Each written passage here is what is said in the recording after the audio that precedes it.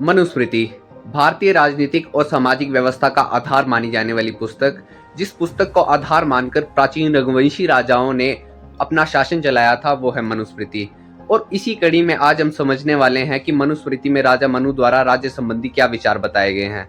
तो देखिए, जिस प्रकार आज राज्य के 4 महत्वपूर्ण और अनिवार्य तत्व बताए जाते हैं, जनसंख्या, सरकार, प्रभुसत्ता और निश्चित भूभाग, उसी प्रकार मनुस्मृति में राजा मनु ने सप्तांग का सिद्धांत दिया था तथा 7 राज्य के अनिवार्य और महत्वपूर्ण तत्व बताए थे। देखिए, इसमें सबसे पहले आता है राजा। राजा यानी शक्ति का केंद्र जो पूरे राज्य को चलाएगा। राजा के मुख से निकली हुई प्रत्येक बात ही कानून मानी जाती थी और वो ही एब्सोल्यूट होता था। उसके पास वो निरंकुश होता था, लेकिन वो निरंकुशता प्रजा के हित के लिए, जन कल्याण के लिए होती थी। इसके पश्चात दूसरा तत्व जो हमारे पास आता है वो है अमात्य। अमात्य यानी कि मंत्री।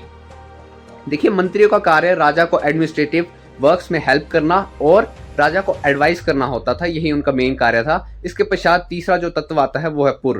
पुर यानी कि राजधानी, और राजा मनु ने राजधानी को सुरक्षित रखने पर अति महत्वपूर्ण और अत्यधिक बल दिया है, क्योंकि उस समय यदि कोई दुश्मन राजधानी को कंट्रोल कर लेता था, यानी कि वो पूरे राज्य को कंट्रोल कर लेता था। इसके पश्चात जो चौथा तत्व हमारे पास आता है वो है जनपद। जनपद यानी कि राज्य।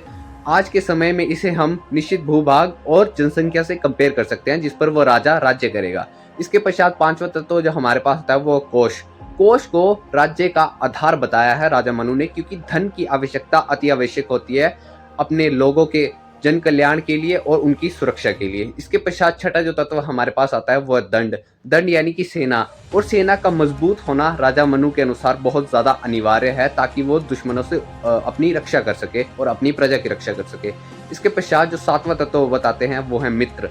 मित्र यानी कि परराष्ट्र नीति, या दूसरे राष्ट्रों से वो कैसे संबंध बनाएंगे ताकि वो अपने राष्ट्रीय हितों की पूर्ति कर सके और अपने लोगों की सुरक्षा कर सके। तो ये थे मनुस्मृति में राजा मनु द्वारा बताया गया सप्तांग का सिद्धांत।